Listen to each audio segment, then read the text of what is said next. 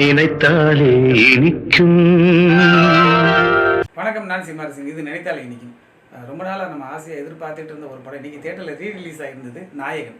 இந்த படம் 1987 ரிலீஸ் ஆச்சு. மணிரத்னம், கமலஹாசன், இளையராஜா, பிசி ஸ்ரீராம், சுஜாதா, இந்த காம்போல. இந்த படத்துடைய கதை நமக்கு தெரிஞ்சது தான். தூத்துக்குடியில் சிறுவனாக இருக்கக்கூடிய சக்திவேலு, அவருடைய அப்பா போலீஸால் சுட்டுக் கொல்லப்படுறாரு. அப்போது இவர் அந்த போலீஸை கத்தியால் குத்திட்டு அங்கேருந்து தப்பிச்சு போகக்கூடிய அந்த சிறுவன் மும்பைக்கு பிழைக்கிறதுக்காக வர்றாரு. ஒரு இஸ்லாமிய பெரியவர் அவர் வளர்க்குறாரு. அதுக்கப்புறமா அந்த சக்திவேலு எப்படி வேலு நாயகராக மாறினார், எல்லாரையும் தாண்டி ஒரு பெரிய டானா இவர் எப்படி வந்தார், குடும்ப வாழ்க்கை எப்படி அமைஞ்சது, அந்த பசங்க அவங்களுடைய ஃபியூச்சர்லாம் என்ன ஆனது, படத்துடைய கிளைமேக்ஸில் இவர் என்ன ஆனார் அப்படிங்கிறதுலாம் அந்த படத்துடைய மொத்த கதையாக சொல்லியிருப்பாங்க. இந்த படம் ஏன் நமக்கு ரொம்ப பிடிக்கும் அப்படின்னா, அந்த படத்தில் உள்ள வசனங்களாகட்டும், காட்சி பதிவாகட்டும், ஒளிப்பதிவாகட்டும், மியூசிக் ஆகட்டும், எல்லாமே ரொம்பவே சூப்பராக இருந்தது. நீங்கள் நல்லவரா கெட்டவரான அந்த சின்ன பையன் கேட்குறதாகட்டும், தெரியலையே அவர் சொல்லுவார். அதே போல் மகளுடைய அந்த கான்வர்சேஷன் ஒன்று இருக்கும். நீங்கள் எல்லாத்தையும் நிறுத்தணும்னு அந்த பொண்ணு சொல்லும்போது அவனை நிறுத்த முடியாது, அவனை நிறுத்த சொல்லி உன்னை நிறுத்த சொல்லுன்னு அவர் வசனம் பேசுவார். அவ்வளோ சூப்பராக இருந்தது. மணிரத்னம் படத்தில் ஒரு பக்கத்துலேயே மொத்த படத்துடைய வசனத்தையும் பேசியிருப்பாங்க. அப்படி தான் சுஜாதா, பாலகுமாரன் இவங்கெல்லாம் மணிரத்னம் படத்தில் ஒர்க் பண்ணியிருப்பாங்க.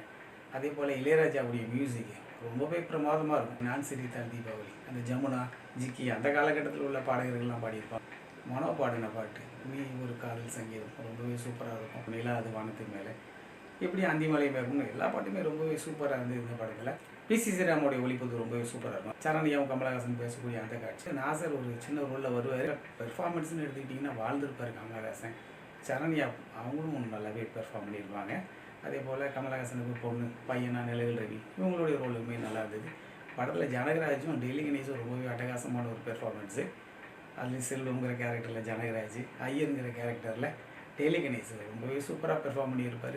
குறிப்பாக போலீஸ் அடித்ததை பற்றி அவர் சொல்கிற அந்த காட்சி எல்லாமே ரொம்பவே நல்லா இருந்தது. கமலஹாசனுடைய அந்த பாடி லாங்குவேஜ், டைலாக் டெலிவரி அதெல்லாமே ரொம்பவே சூப்பராக இருந்தது.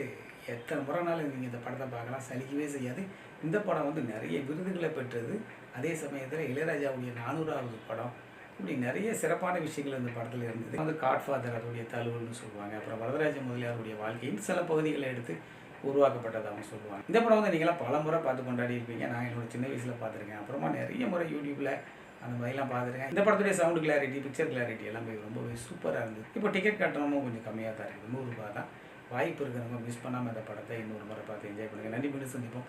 இந்த சேனல் பிடிச்சிருந்தா லைக் பண்ணுங்கள், கமெண்ட் பண்ணுங்கள், ஷேர் பண்ணுங்கள். நன்றி.